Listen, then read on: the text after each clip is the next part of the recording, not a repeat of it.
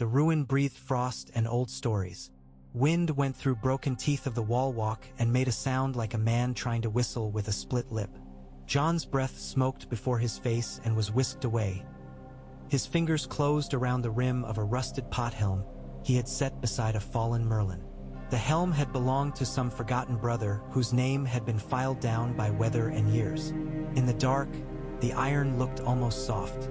When he touched it, the cold sparkled through his skin as if it might live forever by hurting him. Below, the long smear of the wildling camp glowed in embers and wolf eyes.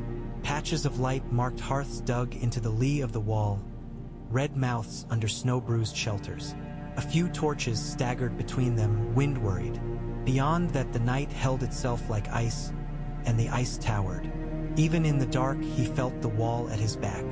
It filled the world and the mind and stood in his ribs like a second skeleton, stern and immense, made to outlast weather and men and change. He had closed his eyes to listen to the snow, that steady sifting, when Ygritte's fingers tugged his sleeve. He knew it was her without opening them, from the weight of the hand and the blunt honesty in it. There were other hands down there, hands that asked for warmth or meat or mercy. Hers had never asked. It only took, sometimes gently, more often not. "Storm comes," she said. "It'll drive the smoke sideways. Your folk will see." He opened his eyes and found her face, more shadow than flesh in this light. Her hair a wild red whisper pressed down by a foxfur cap. A bead of meltwater made a black line along her cheek.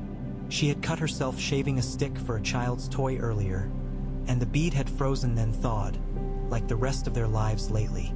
"They see smoke every day," he said softly, though the softness was a lie. There was no softness in the thought of Castle Black's slitted eyes on the world. "But we should move. We should have never stopped." Ygritte leaned past him to peer over the edge. Below, a clutch of mothers fed hot broth by ladle to those too old to swallow anything that had to be chewed. "Mance'll say as much. Mance isn't here." John said it and felt the truth bite back. For Mance had left them to skirt the old hill forts and collect stragglers, to parley quick with a chief who lived in a peat hut and believed no man who wore a sewn shirt. Command meant being in two places at once and sleeping in neither. "He put this part in my hands. At your neck, more like." Ygritte's breath smoked. "You'd pull it down across your own throat if it saved a child. I know you that far." The smear of camp was the sum of what he had asked for. Not strength, not raiders, but the weak pieces of a people. Children swaddled in pelts, old men with their shoulders bent like bows that had lost their string, women with bandaged palms and hungry mouths, a bit of cattle, a few half-lame ponies, a shaggy and ill-tempered goat that butted anyone who turned their back. Hunters moved along the edges, guard and bone and thin pride, but the mass of it was helplessness and hope made flesh. He had gone to Mance in his cloak with its black rags and said, "Give me the ones you can't feed, the ones you can't drag fast enough to outrun winter.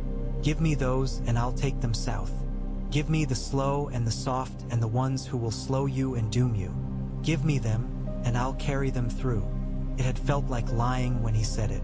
It had felt like telling a story to a small child so she would close her eyes and sleep. Mance had watched him without blinking, the harp calloused on his fingers and an old, amused pain at the corner of his mouth.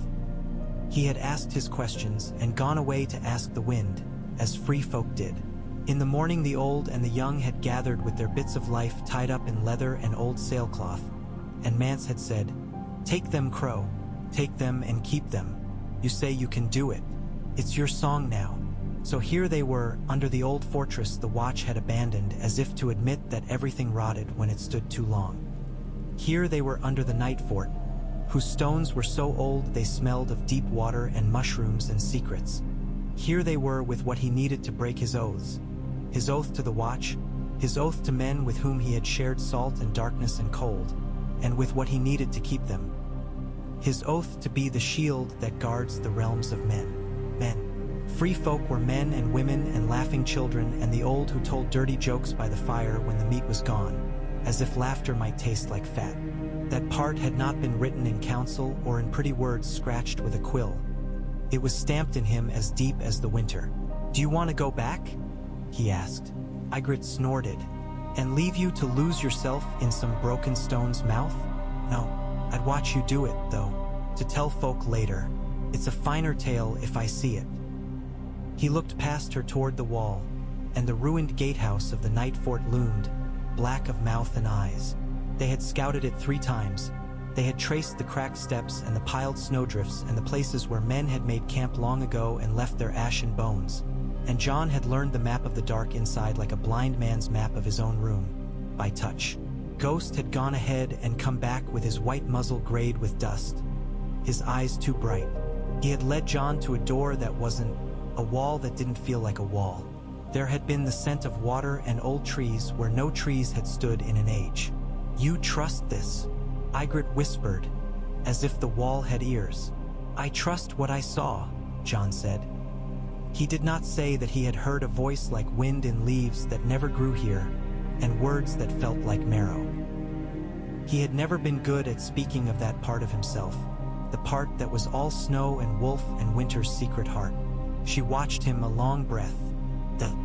"And I trust it because you do. If it swallows you, I'll shoot it until the arrow points are blunt, and I'll say rude things, and then I'll come in after." "That's a poor plan.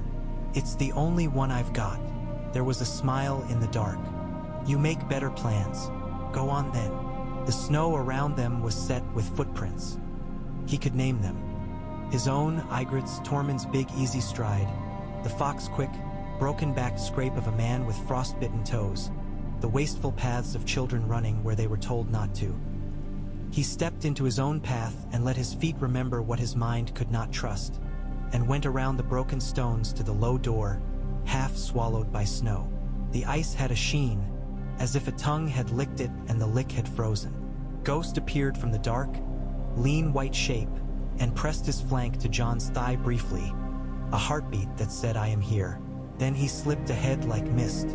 Inside the night fort, the cold had a smell. The snow's breath died, and the dead funguses and the old wood and the old iron spoke instead. Jon's torch made a small orange or of light that dug at a black sea and came back wet. Drifts slumped against the walls like sleeping lambs. He could hear the wind, but far away now, as if remembering itself. The vaults over his head were low enough that he felt he could press his hand up and touch their curve. He didn't. Felt like a thing he should not wake. Ghost led them through passages that had never been meant for ceremony or glory but only for work. The black had a shape, thicker at corners, thinner where square windows had once taken light.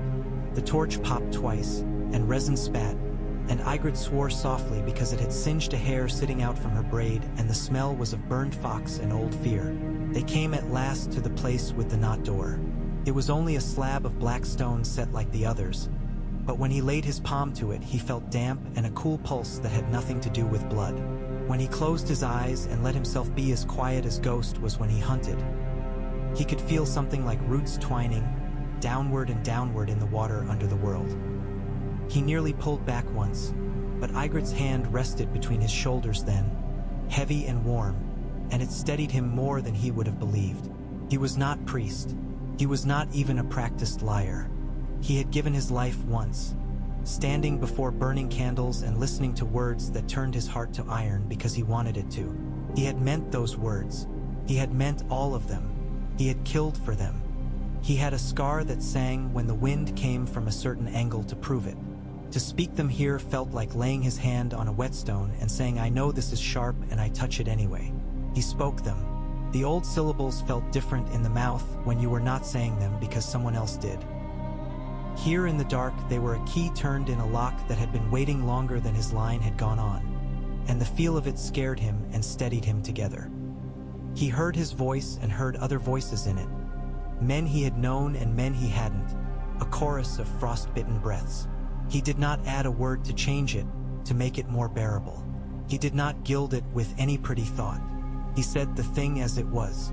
For a breath, nothing changed. Then the stone gave back a sigh that smelled of leaf mold and spring water. It shifted like an old sleeper, reluctant and too full of dreams, and sank. The hole it left behind was not like any passage men had made.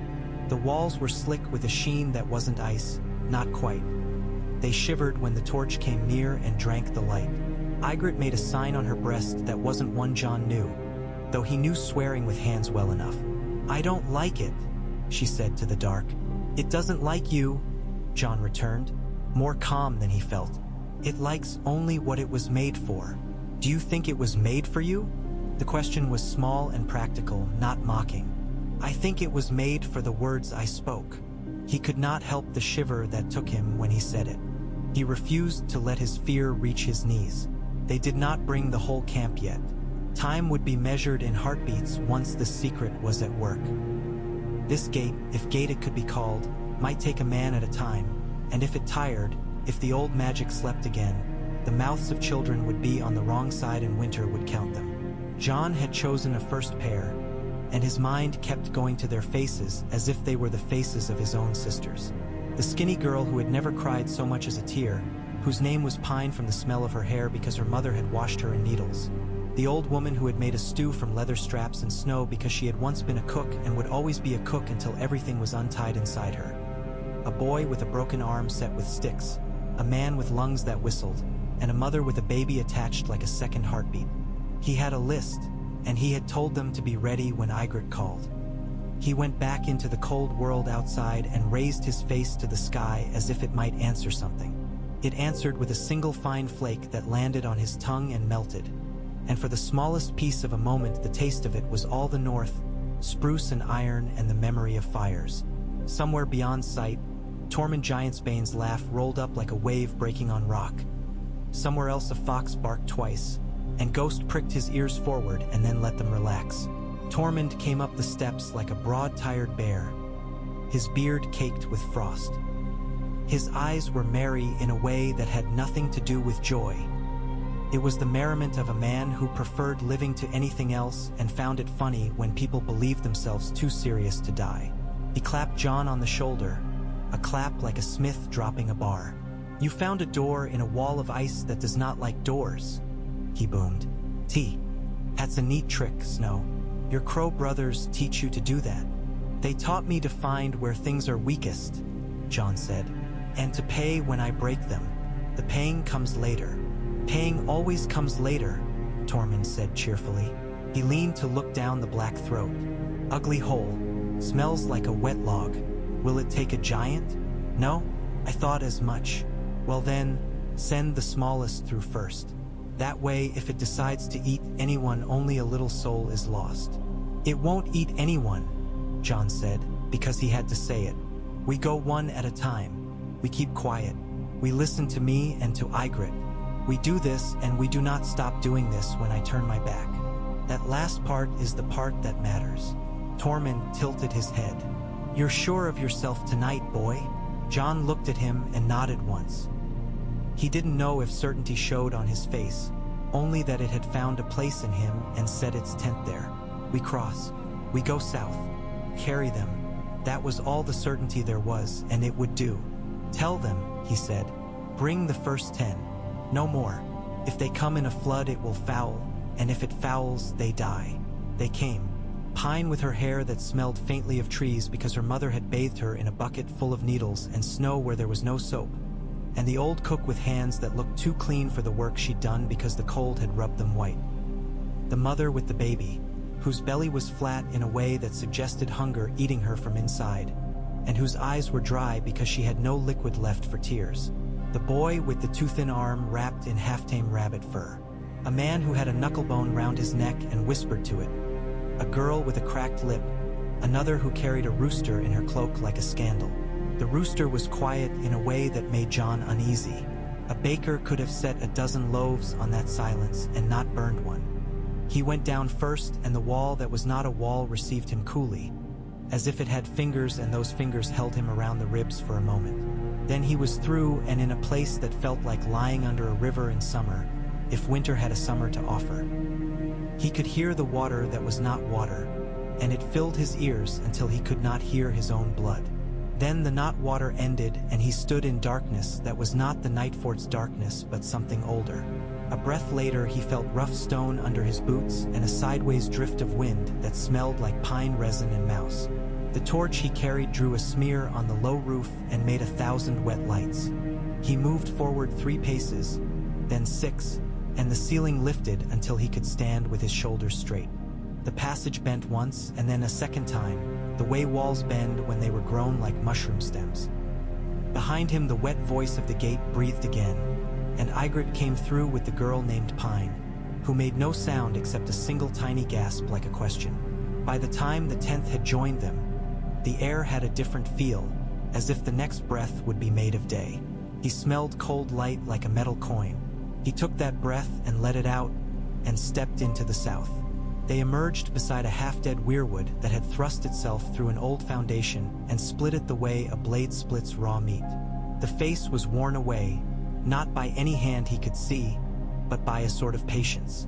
The lips were only a suggestion where moss had not gathered. A stream moved low and black beside the rock, not frozen to the bottom. The sky above them was paler, and the snow drifted down in flakes so thin they looked like the skins on old milk. If any men watched here, they were good at hiding. Jon had chosen the place for that, where the abandoned stones and the twist of a ravine and the forest beyond made a net of shadows. South, Ygritte said, a word with 3 letters in his tongue and 6 in hers and a little of his hand in the middle. South, he agreed, and it tasted more bitter coming back out of his mouth than he expected. They set the first group at the bend of the stream where the wind ducked and the birches made a scrim. Ygritte built a fire with the easy competence that had half made him love her when they had nothing else between them but snow and dark and each other's elbows. Pine watched her hands without blinking, then did the same in a smaller place with smaller sticks. The old cook tied her scarf around the mother's head and spooned broth from a pig's bladder into the mother's mouth, speaking softly, although the words came out like bones rubbing, almost without sound. The boy with the mended arm smiled at Ghost, and Ghost sniffed his sleeve and then licked him once, as if to invest him with the smell of the pack for protection. The man with the knucklebone touched it and whispered. The rooster made no sound and stared long at the trees, as if they owed it money. Jon stood and counted again until the numbers struck together and sparked. "Wait here," he told Ygritte. "If someone comes, someone with steel, you take them into the stream bed and up into the birches. Keep them apart. No clumps. I'll bring the next, if it takes too long." His mouth made the shape of a laugh, but there was no humor to fill it. "Wait longer. And if it doesn't open again?" she asked, and as soon as she asked, the thing in his chest that had been tightly tied twitched. "It will," he said. He said it with the voice he'd used to settle horses too young for a first saddle, and wished he had as good a way to settle himself. He went back alone as he had come. The second crossing felt more difficult, as if whatever logic the gate obeyed had turned its face slightly and looked at him, evaluating. He said the words again, plain and without ornament, and it let them through. By the 3rd time his throat hurt and his teeth ached as if he had been biting cold iron and his tongue had stuck there. He had to lick his lips twice after speaking B, before the skin would detach. He could not say whether the ache came from the words or from what they were doing. It did not much matter. He kept the count steady, and when men arrived out of order because fear made them push, he set them back with his eyes and his voice, the way he had once set back kennel dogs when they wanted to rush a fallen rabbit. The ones who would be soldiers later when there was food, later when there was warmth, later when there were choices to make that did not begin and end with hunger, watched him and learned. He could feel that and had to earn it. By the 6th 10, there was a tremor in his hands. He found he was miscounting his steps on the way back through, and he had to mark his count with his breath like a prayer. 1 and 2 and 3, when he came out into the light again on the south side. The wind had shifted from north to northwest and carried a scent of wood smoke from no fire he knew. He glanced at Ygritte and she nodded once. She had tasted it too. Her mouth made a straight line while she thought. "Not yours," she said after a fraction of a heartbeat. "Small, light wood, not pine pitch, dry. Some holdfast, small folk, 1 hearth, maybe 2. How far? Downwind. Far enough we smell it. Close enough we smell it. Don't ask me to put your little measures on it." She was derisive for a breath, then serious again. "They've a dog. How do you know?" "Because this rooster is very quiet, and that's not his nature." He smells his enemy. She lifted her chin toward the bird, who was peering at the way the branches knitted above him as if calculating how fast he could fly. It may not matter, John said, because he was learning to say the thing he wished and then to work as if it would not go his way anyway. We'll be through before night. If any small folk are wise, they won't walk in snow that isn't theirs when the light dies. If they're unwise, we were going to learn that today or tomorrow. Men are unwise when they're cold, Ygritte said. She reached and touched his gloved hand with 2 of her fingers, a quiet contact that warmed more than his skin. So are crows, so are foxes, so am I. Finish your work, Jon Snow. He finished. It took the shape of 10 and 10 and other 10s until the numbers blurred and he no longer kept them in his head but in his spine. Once, midway, Tormund came through with a woman under his arm as if she weighed nothing, and when Jon stared, Tormund grinned and said, "She tried to bring a sack of rocks to pry a salt stone from a hill somewhere south of here. She says the rocks were her prize. I said, so are you now? Come, and if your prize matters, I'll carry it. And here she is. The rocks I left for the ghosts. Let her keep one," Ygritte advised dryly. "Else she'll think you've stolen her luck. If she's stubborn, let her keep 2. Stubbornness needs weight or it floats away and becomes despair." Tormund plucked a flat oval from inside his furs and pressed it into the woman's hand. She cradled it like a child and did not look up. Jon reached, touched the stone lightly with a finger. It was warmer than he had expected, as if it had kept a piece of her closely and would not give it up. The day moved like a heavy machine, all pulleys and ropes and a slow lifting that made everything in him strain. The sky made no promise. It merely slowly became paler until it was less black, then an iron color, then a white so complete it seemed he was standing in the side of a pearl. Needle-fine snow fell until their shoulders were dusted and their eyelashes rhymed. And then it stopped as if a hand had closed the cut where it had been coming out. The cold deepened where it lay, the kind of cold that makes you breathe shallow because deep breaths hurt. Children cried not from fear, but because the air pulled the moisture from their eyes and left them raw-skinned. Someone sang under his breath because singing was the thing that kept his feet marching in the invisible line Jon had set between dark and day. By dusk, the camp on the south side looked like a scattering of quiet stars. Small, careful fires banked low, figures moving slowly as if the ground were cracked glass and they didn't know where the safe places were. Ygritte had set people in a crescent across the streambed and farther into the birches. She had chosen spots as a hunter chooses where to pick up a trail. All pragmatism, all thinking ahead. The old cook had 6 women under her shout now, stirring what was in the pot without being told, dividing it with a straight stick, which was her measure of fairness. Ghost moved between groups, silent, smelling. When a child reached too quickly to touch him, he sidestepped and let the hand graze his hip without warning tooth, and the child learned gentleness from that not bite. Tormund strode the edge of the little encampment in a slow circle, humming a song about summer because singing about winter would only make the night lean closer. Jon stood a moment alone by the roots of the worn weirwood and laid his palm upon the old wood. He did not expect an answer. He did not want one. It was enough to feel that the wood was alive, in the way that stones can be alive if they have lived longer than men can imagine living. He wanted to say that he was sorry. Sorry for using the words like a key to a forbidden thing. Sorry for speaking what he loved in the service of something that would break it. He did not say it. The words of apology felt too much like asking to be forgiven for a thing he had not done yet, with more brokenness still ahead. He took his hand away and blew on his fingertips and made himself go back into the dark. The last crossing of that day tasted like iron filings, the tongue-curling metallic taste he associated with biting his cheek in a fall. The gate seemed sullen. He spoke the words and then had to speak them again, and the second time the sound came out of his mouth hoarse and a bit broken. It answered why. Take a slow shudder. When he came out into the ruined hall and climbed up toward the night that had taken the day's thin light and made it its own, he found Ygritte waiting with the last 3. A boy whose face was punctuated by freckles like spilled spice, a woman whose hair had turned as white as ghosts though she was not old, and a man who had lost 3 fingers to a fight with a cold iron pot and looked embarrassed about it even now. "Last," Ygritte said. Her voice had nothing in it but the fact. Not all, but last for now. The boy looked up at the ceiling and his eyes were black in the torchlight. It's like being swallowed by a fish, he said. Mida said he was swallowed once by a fish and slept in its stomach 3 days and was spat out because he made the fish dream of bones and it got scared. Your da's a liar, said the woman with the white hair. A remark so free of criticism it could have been a blessing. Hold my sleeve if you fear. The boy held it. Ygritte went before them and Jon after, because there was nothing else to do. The gate took them and let them go, and then it felt like it closed its mouth.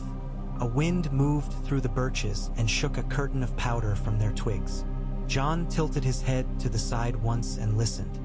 He did not know what he listened for, only that he felt with his whole skin that something had shifted. It's done, Ygritte said, reading his breath as if it were a word on a page. For now, he said, for tonight. Then take food. If you fall down with your fine seriousness and break your nose, I'll laugh, and I don't want to be laughing. It's a bad night for it, so don't make me. He took the bowl she thrust into his hands and ate standing, because there was no chair and no desire to sit. It was mostly broth and a thin piece of something that had once been meat, and he swallowed it with an odd gratitude that had nothing to do with taste. He watched the curls of steam rise and vanish and thought of all the ways a life can be made to vanish. He thought of the faces of the men he had shared salt with, and he thought of the faces sleeping now on the other side of a cold stream under birches, and the thought did not sit together neatly in his head. He took another mouthful and swallowed it anyway. Tormund came with a crust he had stolen from a child and a radish that tasted like the idea of heat more than heat itself. Here, Snow, he said. Radishes make a man honest. I'm honest, Jon said. Honester. Tormund bit one end and made a face that was not disapproval but something like a memory of gardens. When I was a boy, we had a patch of earth that grew these fat as fists, and my mother would take one and salt it, and I would steal it back and eat it in the dark. If you never steal a radish in the dark, you die a boy. It is known. It is not known, Ygritte said, taking the crust from his other hand and devouring it like a wolf previewing dinner. Tormund laughed quietly, and then his laugh went away. They'll come, he said without needing to say who. If not tonight, then tomorrow. If not tomorrow, then before we can stand without fear. Horsemen, tall with fur hats and beards stiff with their own pride. They'll come smelling of smoke and the kitchen and the cold together. Umber, Jon said. He put a name to a shape he had not let himself think about. They ride far and fast. Or some small lord 2 steps down the King's Road, taking his duty for a walk to keep it from soaring up. It's hard to say, but they'll come. He tapped the knuckle bone around his neck.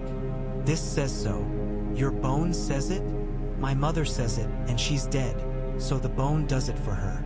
Tormund shrugged, and for a moment he looked tired, genuinely tired, not of the sort he would laugh at lightly later. Can you speak to them? Would they hear you and not hear their fathers in their heads, telling them to be hard and not to bend? I can speak, Jon said. He thought of his father's face in memory, not his father as he had known him daily, with his quiet mouth and winter eyes, but his father in the stories of himself, the judge and the sword, the man who could cut once and make a thing true. Whether they'll hear is wind, but I can speak. Then you will, Tormund said, as if it were that simple. And if they kill you, I will be very cross. I'll try to spare you that, Jon said dryly. They left him then, and the quiet came down on the little encampment the way a great snowfall comes, little by little until the world is a soft white drum and all sound is muffled to the point of breaking. Children fussed themselves to sleep. A woman told a story about a mountain that walked and a man who fell in love with it, and most of the men snorted and the women smiled.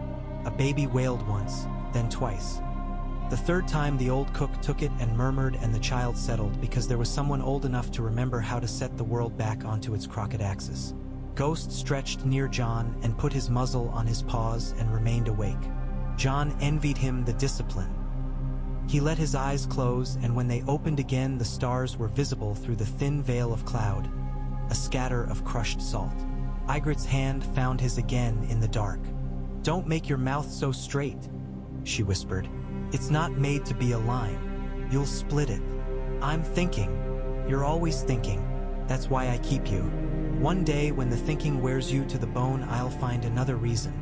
But for now, that's the one. What's your reason for yourself, then? She shifted until her shoulder was pressed against his. Friendly, cruel, intimately familiar. Because I like me, she said. Because I don't ask permission. Because I know which way the wind comes at dawn. And it's the way we'll want to feel on our faces when we wake. Sleep, Jon Snow. You're good at waking.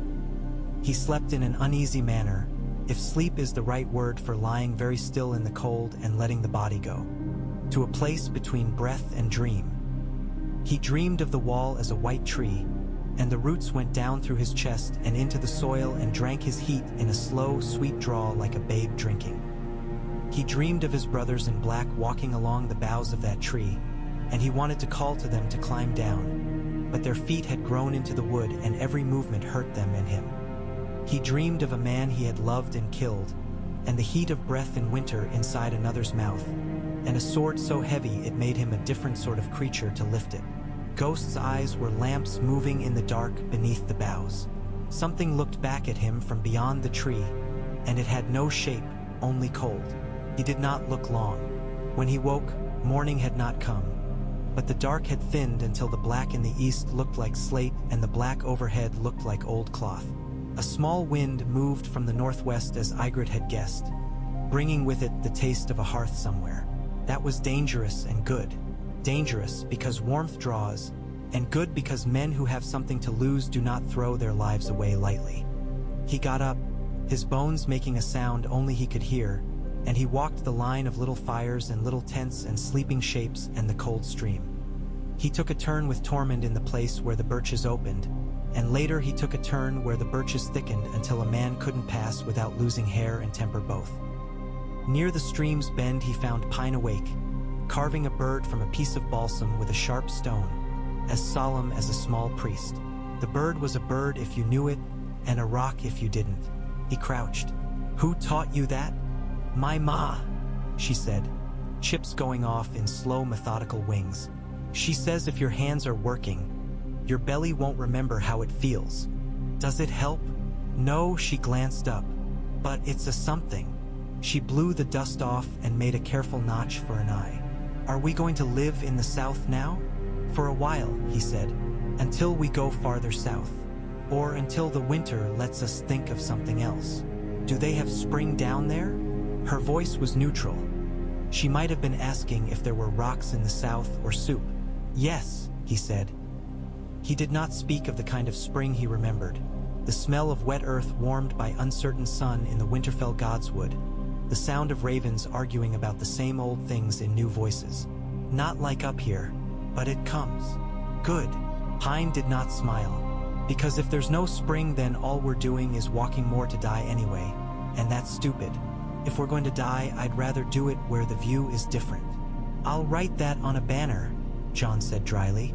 "What's a banner?" Pine asked, and he felt suddenly the raw fact of how little this child's world had offered her. "A picture on a cloth," he said after a heartbeat, "to tell men where they stand." "Oh," she put her bird in her pocket. "Then make ours a soup spoon.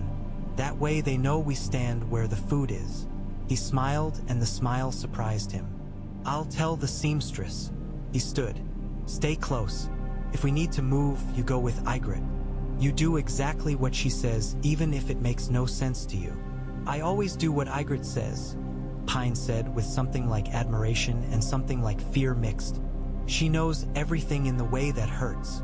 She knows enough to keep you breathing," Jon said, and left her to her bird making. When the light finally came, it came reluctantly, like a debtor returning to make a payment he could not afford.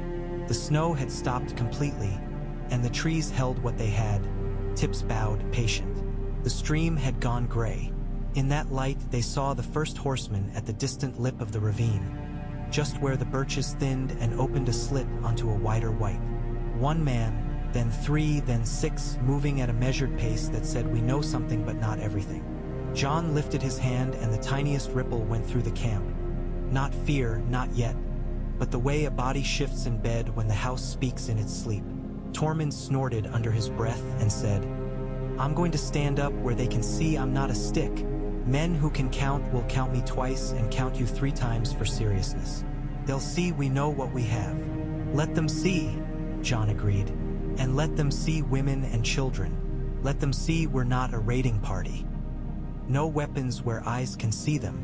And the ones who like to show how steady their hands are, tell them to be steady without showing it. Ygritte turned her head toward him without moving the rest of herself. You mean don't lift a bow? I mean don't even think of lifting it, he said. Your thinking hangs in the air like smoke. He said it lightly because it was the only way to say it and be heard. She gave him a look that said she'd shoot him herself later for that, and then did exactly as he asked. She and Tormund stood with him in the open space, no more than shadows to the men on horseback until they drew nearer. They let the horsemen come. There were 9 in all, lads and men, and one with a long yellow mustache and a scar that made his mouth habitually cruel. Their horses were the color of winter earth. They came down the far side of the ravine and crossed the stream and came up, and the scent of their beasts and their sweat was a greenhouse in the cold air. The lads looked at everything at once. Their captain, or the man who carried himself like a captain, did not look at anything but Jon. His eyes measured the place where Jon stood the way a man measures a cut of meat. He had his hand on the reins, not on his sword. That mattered. What do you call yourself? He demanded when he was close enough not to have to shout. His voice had the highway in it and the kitchen too. Jon Snow, Jon said. He stood straight and let the man see that he knew how to stand. These people are under my protection until they are under yours. Under mine? The man said, as if he had not expected audacity to look like calm. His mustache made curiosity into a sort of mockery. Under mine, is it? And who told you I wanted anything under me but the ground? Your duty, Jon said. Your kin. Your lord. The king, if you have one in your heart still. Whoever sits in those seats, whichever one of them you respect, he wants you to protect the realm. This is the realm. These are its people. The man's mouth tightened. Those are free folk, he said, and he packed the words with a century's worth of contempt. Men, Jon said. Women, children, cold, hunger, wolves, the dead. He let that last lie there like a knife put down on a table. My brothers won't water their arrows in the blood of babes, and neither will you. You'll see them south, and you'll do it with the dignity of a man who knows why. And then you'll stand where I stand, and we'll see what we can do with the rest. And if I decide to turn around and ride back and bring a host to break you, the man's horse tossed its head. Its bit rang softly. Then you will have acted as if this were a raid, Jon said. And then when you come you'll find you have none to kill but those who cannot lift a hand to you. Is that the sort of man you are? Ygritte stood quiet beside him. Tormund shifted his weight and let the bulk of him be visible. The men on horses looked in the wrong place, at the visible, which is what men do when they are afraid of what they cannot see. Jon held the captain's gaze until the man blinked and looked away. This was not victory. It was the sort of small thing that marks where a path might lie if you look from the right hilltop. I am Ronal Harstow, the man said after a time, slow and grudging. I hold a little hill and a little wood for men who hold larger hills and more wood than I could walk in a day. I don't like that you built fires on snow that has my lord's name in it. I don't like it either, Jon said. There are few things in this world I like right now. I don't like the cold. I don't like hunger. I don't like having to speak as if I command anything more than my own breath. But we are all doing things we don't like. Harstow's eyes went to Ygritte then, and to Tormund, and to the nearest child. Pine glared back at him with the frank, immune scorn of children who have known too much. He looked almost human for a heartbeat. How many? He asked. Enough, Jon said, because numbers breed fear, and because numbers lie when the cold cuts through them. Not enough to threaten your hill, Lord Harstow. Enough to threaten your sleep if you go away and pretend you didn't see. Help us move at dawn. Give us time. Then go to your lord and tell him what you did and why. Why? Harstow's mouth twisted. Because you are a decent man, Jon said, and watched the man hear it. Or because you fear what will come out of the woods in the night if there are bodies in it that want company. Choose the reason that lets you live with yourself. I won't pry. The men behind Harstow shifted. One of them, a lad with soft whiskers, pointed with his chin at a woman who nursed an infant with a hand over her breast as if to hide herself from eyes that couldn't be bothered to look. Another made a face like a man smelling something sour. Maybe the soup. Harstow had an expression then that John had seen on his father's face once or twice. The look of a man choosing something that will make him angry later. "Dawn," he said, "we'll bring rope and a sledge. If you do anything but what you say you're doing, we'll cut you down. If you don't move when we say, we'll make you." He shifted his reins. "And if this is a trick, if this were a trick," John said, letting weariness wash the edge from his words, "we would have baited it with better meat than this." Harstow snorted and wheeled his horse. He did not look back. His men went after him. The boy with the soft wisps of beard looked once more and his eyes met Pine's for a heartbeat, and something like shame went through them. Then he went. The camp exhaled as if it had been holding its breath. The old cook sat down on a log and muttered to the air, "Men," with such complex contempt and affection that it almost tasted like a stew on the tongue. Pine went back to carving.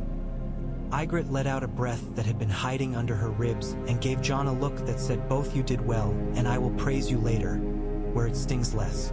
"They'll come back," she said, "with rope and as much dignity as they can carry." He nodded. "We'll be ready to move. We'll take the road that lies where there is no road, and will not make noise. We'll go a way they wouldn't go, south and east. Skirt the Umber's dogs and the hardships they have put into the land because they have a right to it." He paused. "And we will be hungry." "We're already hungry," Tormund said cheerfully, "so that won't be much of a change.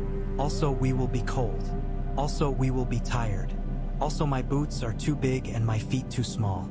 There, I have named our troubles. They will be afraid and go off and leave us alone." "They won't," Ygritte said. "I know, but saying it sometimes makes the soup taste better." Tormund lifted his bowl to the air. "Hail, troubles, be kind. We are already spoken for." They moved at dawn, and the hillman kept his word, appearing with 3 sledges and 4 ropes and 2 men with brows so alike they might have been born from the same laugh. He brought a sack of oats and gave it to the old cook with the air of a man giving up his last fine thing, and she took it with a grunt that might have been thanks. He did not speak much. His eyes did the speech. He watched Pine's careful march at Ygritte's heels and the old cook's measured division of labor, and he watched John, especially when John did nothing, as if to catch him in a lie. John did not have lies for him, only more work than there were hands to do it. They made a long line that would have looked to a hawk like a gray string pulled along the white and dark. The stream kept to their right as he had planned it. The birches thinned to ash and then to a wider stand of pine that held the snow differently and made the light greenish under its needles. They left nothing behind them but the new shape of snow that had been pressed by human life. The slope up out of the ravine was not steep, but it took time. The sledges creaked. Once a rope burned a man's palm and he waved his hand to cool it, foolishly, and Ygritte swore at him and wrapped the rope with a bit of fur and his pride at once, so he could pull without losing his skin or his dignity. At the top there was a break in the world, and then another world. It offered no kindness. It offered the fact of open ground and a scattering of hawthorn hedges planted 200 years ago that had survived the forgetting of the hands that had planted them, because some things grow because that is what they do, humans and orders be damned. A thin road ran there, not kept, not used much, a line of slightly lower snow. John saw in his mind where it went. He saw the lines of a map he had never drawn. Maester Eamon's dry contralto naming inns and lane endings. Old Benjen's laugh about the only decent ale for 50 miles. He did not let his face carry any of that. He put the knowledge in his feet. They took the road without looking like they were taking it. The hillman watched and did not object, which blessed John more than 1,000 declarations of loyalty. Men under strain do not argue with what works, not if they can help it. Mid-morning a bird cried overhead with the dry voice of a thing made of wind. The sun found a brief hole and made the world bright enough to show its flaws. They went on. When the slope turned and they had the stream behind them, John slipped back to the end of the line and walked there with Ghost. His head ached a little from the place where the words to the gate had rung yesterday. He ignored it. He watched the way men leaned into their work and the way children walked when they were pretending not to be tired. He watched for the way the light changes on ice when it wants to throw up a hand and say, "I'm not here, step through me." He watched for shadows where men might wait. There were none, not yet, only a fox's brief footprints and the small tail drag marks of weasels. By midday, the thin road cut across the old wall of a field. At the corner, a small stone stood, set by careful hands long dead. It said nothing, and it had said nothing for so long that silence had become its speech. John stopped a moment and laid his hand on it, and felt again that sense that he had in the night fort, something grown right through the bones of the land and no longer caring what men thought of it. Ygritte looked at him and arched one brow, and he took his hand away. No need to make holy what was already too full of holiness for their teeth to bite. A cry went up before them, not a cry of fear, a child's cry for what was pretty. When he went forward with all quiet haste, he found the reason. A cluster of winterberries, bright as wounds, clung to branches bent low with snow. On the branch above, a few paper-ruined leaves fluttered as if too proud to fall completely. The old cook had already set 2 women to pluck the berries with care, leaving a share for birds. The child looked at them as if looking might fill his belly. John kept his face still and did not tell the child that these were for the stew. They were not for his mouth. The old cook would say that, with none of the pain in it that John would put there. He walked on. They came down toward evening upon what had been a shepherd's shelter, now drifted half full, 3 low walls of fitted stone under a cartwheel's worth of roof. The wind had combed the snow into a lip on its upwind side, and someone's fire had blackened the ceiling long ago. There were tracks: hare, vole, lean fox, no human prints fresh. The hillman sent 2 men with faces like his and their horses to circle wide and give sign if there was any house within a mile with smoke in it. He did not instruct John, he offered. John took that offering as the honor it was and put to setting the camp for the night. They did not light more than 3 fires. This is how you vanish, he told himself, and your own.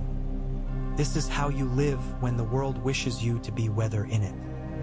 He walked among them and spoke the names of those he had already started to think of as leaders because they were leading without asking. The old cook, Tormund, Ygritte, a man named Argren who had lost 2 sons to a snowdrift and had the quiet voice of men who do not waste breath. A woman with a birthmark like spilled wine down one cheek who had organized a half-dozen children into a bucket line for water as if all war was against thirst. He made a list and then forgot it and kept the names in another part of him that did not lose. When the hillman scouts returned, one had a strip of beef as thin as a book page, salted so hard it made the tongue look for water just to look at it, and a sack of turnips, wizened like old men. "From a croft," the scout said.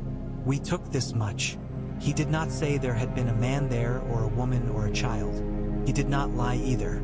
"Tomorrow we move again," John said when those who needed to hear had gathered near the biggest of the 3 fires. He had thought to sit. He did not. "We don't go to the croft. We go east. There is a place where the road sinks in a hollow and turns. We turn there. We will have eyes on the road, but we won't be on it. We won't leave what we don't have to leave." He paused. "No raiding, no taking that cannot be paid. We pay with what we have. If we haven't enough, we ask for less." A murmur moved like a wind through dry grass. It did not have the sound of resistance in it, only hunger and pride scraping against each other. Tormund scratched his beard. "And if someone refuses to sell? Then we leave them alone and take a longer road." John met the small flares of anger with his own steadiness. "The men who ride these woods will kill us for 1 chicken stolen, and they will sleep fine for 100. Let them not have those 100. We will live to the 2nd day that way. The 3rd, it matters." The man with the knucklebone lifted it and let it spin on its string once, twice. "What if there is nothing to pay with?" he asked with a white grin. "Then we pay with labor," John said. He was thinking as he spoke, and the plan made itself. "We mend a fence. We stack wood. We pull a stone from a field and show them that they can plant there come spring. We carry a bucket and don't spill it. We leave them better than we found them. If they spit at us for it, let them spit. Saliva doesn't cut. But let them not say we were thieves. That's a big mouthful of honor you ask men to chew. Ygritte said softly, not to rebuke but to measure. It's the only thing that will fill the belly, Jon returned. There aren't enough chickens in the world to keep us all if we make enemies of all we pass. Let some men think us fools. Fools live. Heroes die. At the word heroes, someone in the gathering spat into the snow with a disrespect that was very pure and very understandable. It smelled like the kind of truth that gets men through a winter. Jon nodded as if the spit had settled an argument, because it had. Sleep, he said. Second watch goes to Argren and his.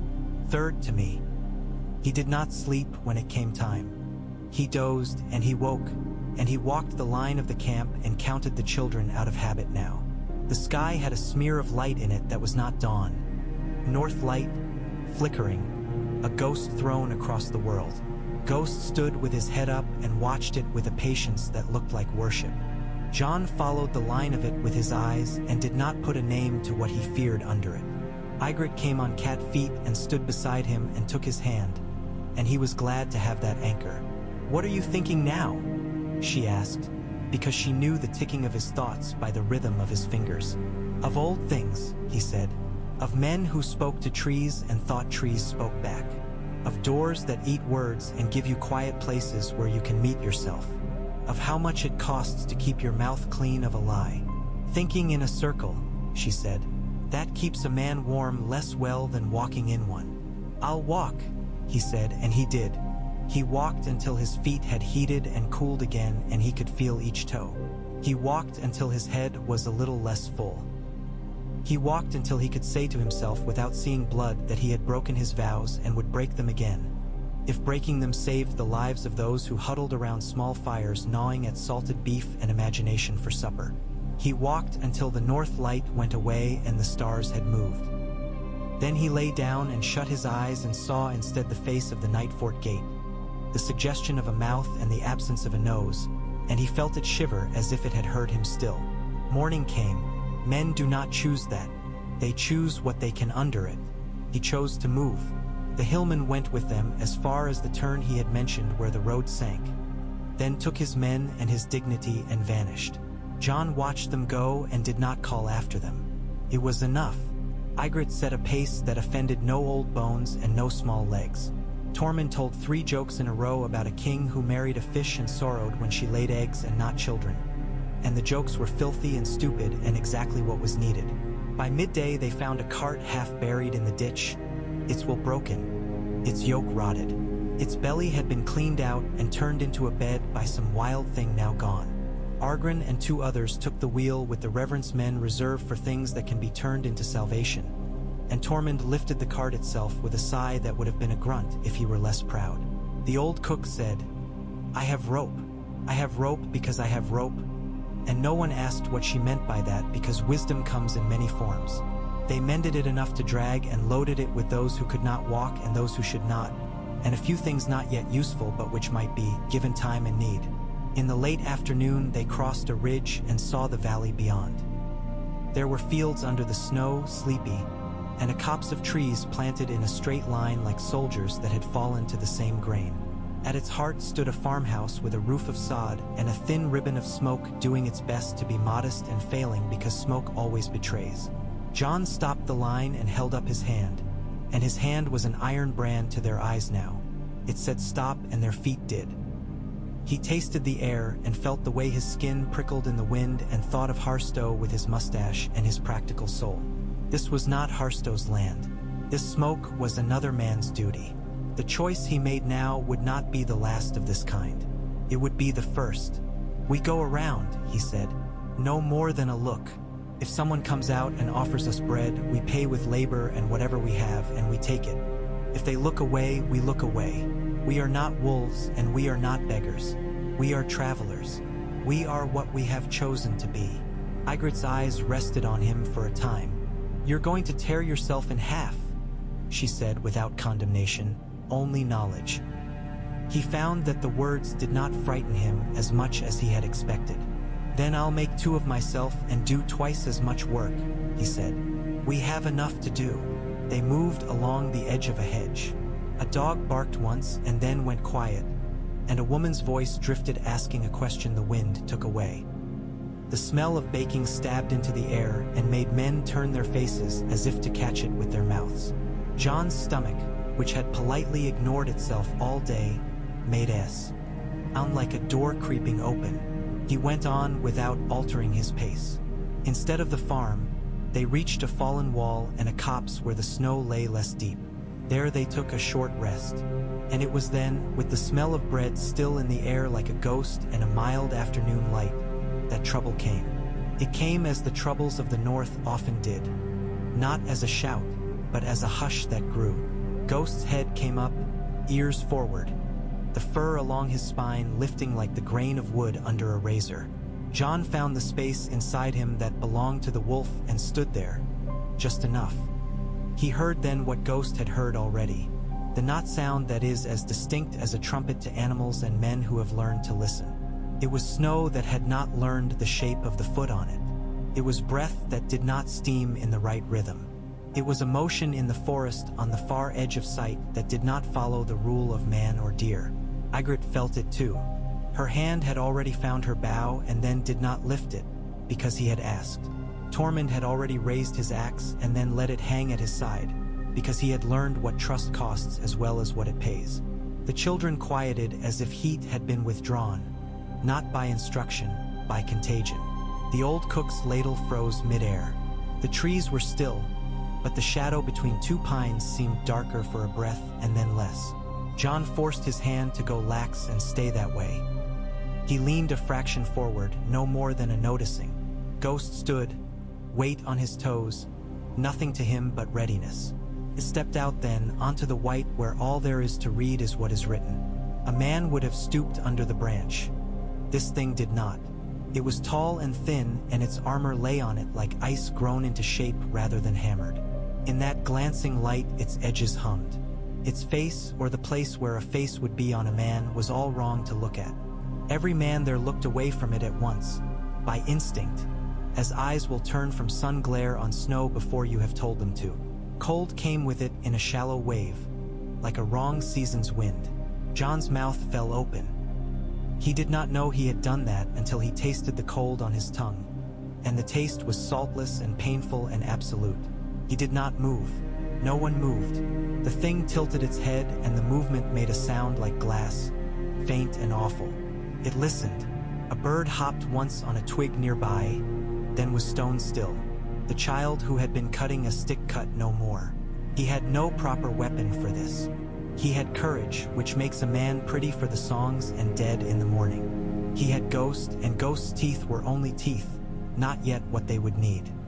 He had a camp of hungry people with a few good bows and a collection of iron that would break if it struck. He had the knowledge of one secret gate and a few more that were only the knowledge of where to put his feet. He had his name, which mattered less than the lives behind him. He took a single step forward, notwithstanding the fact that nothing in his body consented to it.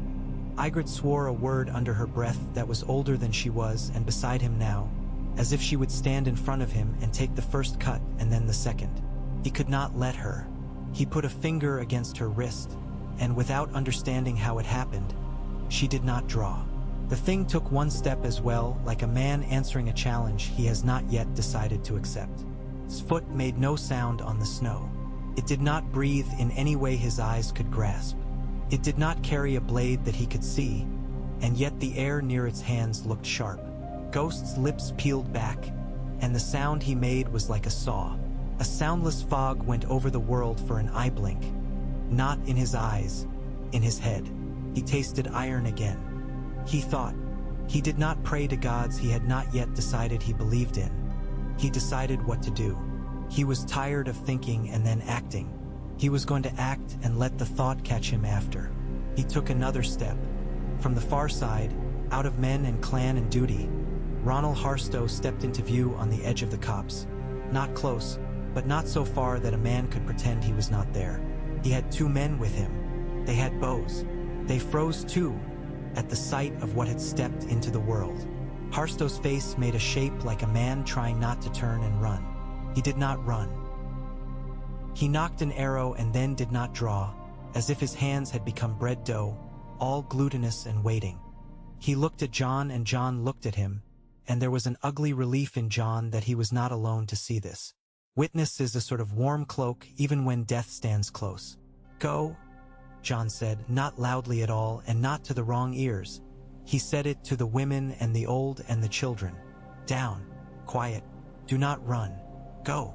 They went. The old cook lifted 2 children with one arm and pressed them to her like apples and walked, her back so straight it might have been a staff. Pine took the boy with the broken arm by his good wrist and pulled him like a fish on a line that was a kindness. Tormund stood where he was because the act of standing can sometimes be the strongest move a man ever makes. The thing's head turned, slow, and there was nothing in that turning that belonged to mercy. John reached for his sword because his hand could not bear to hang empty. He knew the uselessness of it. He pulled it anyway. He felt at that moment not brave and not foolish, but simply a man working at his office. This was his task, to set his body with all its warm frailty between what kills and what lives. The thing saw the sword and took a second step. In the cold that came with that step, his lungs hurt. Something happened then so small a man could miss it while watching his death. A flake of sunlight came through a thinning, a breath's worth of clearing in the sky. It touched the ice armor and made a bleak rainbow. The thing paused. That pause was a weakness, however little. On cut the distance with 2 strides, putting himself farther from his own safety and nearer to what would make him low. He did not think about whether he could win. He thought about when to shout so that his shout would be inside the moment the thing committed to its move. He raised his sword a little and set his feet. He had fought men who wanted to live at his expense. He had not fought death wearing a shape. He would have to learn fast. Harstow drew his bow and let fly as a man who had learned to eat his fear with his dinner. The arrow rang when it struck the thing's chest, a sound so thin it made men flinch the way a child cries in a high keening. The arrow fell, dull as wet wood, and went into the snow. "Fire," John said, his voice not daring to be more than a breath. "If you have it, light it. If you don't, make it." They had little. The old cook had one pitch-soaked brand she had been saving since before the world had been born, and she threw it with a small, contemptuous flick. It fell short and the thing did not notice. The men with Harstow had flint at their belts and brains that were already stiffened by the sight of what stood in front of them. They struck and struck, and their sparks fell like dead moths. Ghost moved. He went forward 3 long steps, shoulders rolling. He did not throw himself at the thing as a dog might. He skirted, a white piece of snow that had learned to move sideways. The thing's head turned again, and this time he saw something like regard in it, and that was worse than the lack of it had been. John heard Ygritte's breath catch, once, and then go calm again. He felt the camp behind him. He felt all their eyes. Another arrow sang and snapped. Harstow had found himself. He had also found he had nothing in his quiver that the thing feared. He looked to John, and John did not let that look tell him he would die. He told Harstow with his own eyes something else, that men together are better than men alone. Harstow's jaw set. He wheeled his horse until it stood between one flank of the thing and the children, as if the horse had chosen this, which was mercy of a sort too. John stepped in when the thing shifted. He adjusted not to its shoulders, which had the wrong angles, not to its hips, which did not move like a man's, but to the way the air shimmered near its right hand. He had a thought then that he would have laughed at if laughter had any place here. That he missed Ser Roderick's hard corrections, the sharp rap on the wrist that said you had missed the thing that mattered. He changed his grip as if the old knight had told him to. The thing moved in. Frost spilled from its knot hand with a child's carelessness for other people's warmth. John felt his cheek burn cold as if slapped with a frozen rag. He stepped left. He shoved with his shoulder. He would remember that forever, that he had shouldered death. It was like leaning against a door to hold it closed when men batter at it from the other side. He felt the bone of his shoulder strain. His sword skidded on the thing's armor and threw blinding white at his eyes. He gritted his teeth and didn't bite his own tongue. He shoved again. It might have laughed then. It might have breathed that bitter cold he hated and called it laughter. The sound came from nowhere and was colder than the air. He did not stop. He put his foot behind and pushed off. He had had a brother once who had pushed him into snowbanks laughing. He used what he had learned from that. The thing slid a hair, then a hair more. It did not fall as a man falls. It repulsed the ground with disdain and came at him again from an angle that was not a man's shame at being pushed. It reached and his sword was there, and fire leapt on it from nowhere, not from oil or pitch, but a sort of dry look at the world that said burn because you do not have time to not burn. He did not stop to ask who had given him that look or why.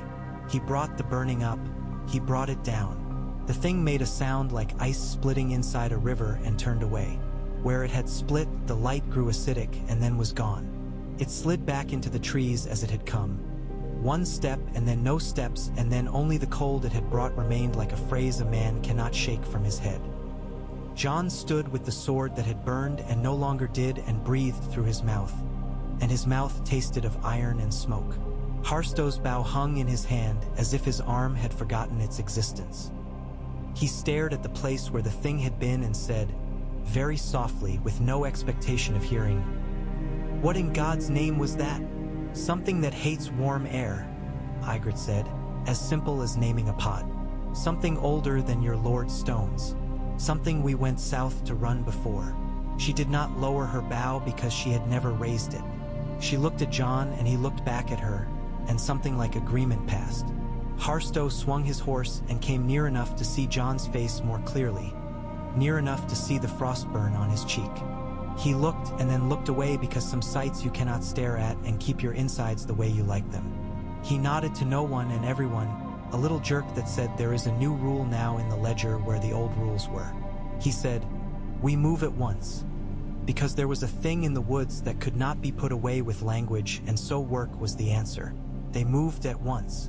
They moved not with panic, but with that careful speed men use when the house fire is in the next room and they have to get the child and the chest and the necklace that belonged to their grandmother and their dignity as well. While they moved, John put his hand to his cheek and felt the cold hurt smart and then grow less. He would have a mark there. Some men would say it looked like a tear that had frozen. He did not think of that. He thought about the slope ahead and how to disguise their line in the trees, and which children should be carried now, and which could walk and feel proud. He thought of the gait they had used and whether it dreamed them, whether it remembered the taste of his words. He thought of the long thread of the South and the knots that lay in it, lords and lands and names, and the slow, steady logic of men who believe their world will last as it has been because they had not yet felt it come apart. At the next rise he looked back. The pines held still. The fox had laid a new line of prints that came out of nowhere and went to nowhere. Ghost trotted at his heel and turned his head not back but forward, as if to remind him where the work lay. John rubbed the white head between the ears and let his hand sit there a moment, taking what steadiness heat gives. "Go on, then," he said, to the long day, to the long road, to the fact of his own broken vows and the vow beneath them that still burned without smoke or soot. Go on. He put himself at the head of the line and walked into the South.